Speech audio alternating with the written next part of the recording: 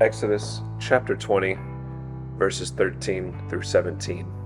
Verses 13 through 17, the last 5 commandments in the Decalogue, carry the same spirit as the first 5.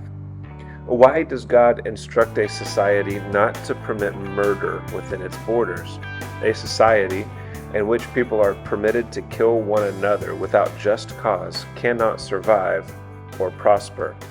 Instead, for any society to live long and prosper, its citizens must know how to have kind intentions toward one another. When we hate one another, we accomplish the same thing that murder accomplishes, the destruction of our society. And even Jesus talked about that in Matthew chapter 5, verses 21 and 22. Society cannot thrive if men are cheating on their wives and lusting after women. The encouragement of lust and the ease of divorce make for the breakdown of families in a society, which is the base unity of that society. It also creates a general culture of entitlement that produces brats who need to have everything they want instead of doing what is best for others.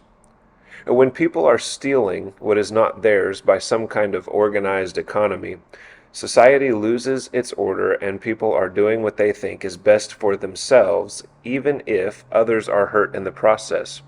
To permit theft within a society creates a society that is not sustainable. Burglary is not the only form of theft. So is charging interest on loans. You can see that in Exodus chapter 22, verse 25. Taking more than you need as a politician or king, you can see that in Deuteronomy chapter 17, verses 16 and 17. Or being interested in sordid gain as a pastor, you can see that in 1 Timothy chapter 3, verse 3.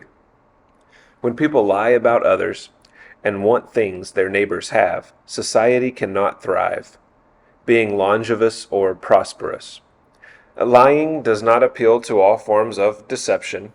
One can justly wear camouflage while going to just war or hide Jews and tell the Nazis that they are not.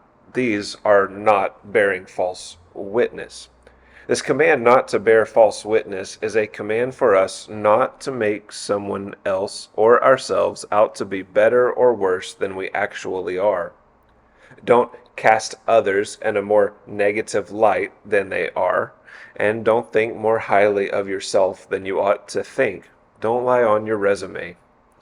Coveting does not appeal to all forms of want. To say, it would be nice to have a better home or circumstance, is not sinful if you are content. But to say, I am envious of what my neighbor has, actually severs a relationship that is vital to the success of a society, an attitude that leads to theft and adultery. So God, who promised never again to destroy the world because of human wickedness, as Genesis chapter 8, verses 21-22, gives a law that promotes justice, peace, longevity, and prosperity for a people. Yet people dislike his law. In the name of equity, people steal from other people. In the name of love, people elevate their personal lusts. In the name of having needs, people cheat on their spouses. In the name of security, people bear false witness about other people. In the name of self-promotion, people bear false witness about themselves. We claim that we want to see justice, equality, love, and security in our time, but we only perpetuate the adverse in the way that we pursue the justice we want to see.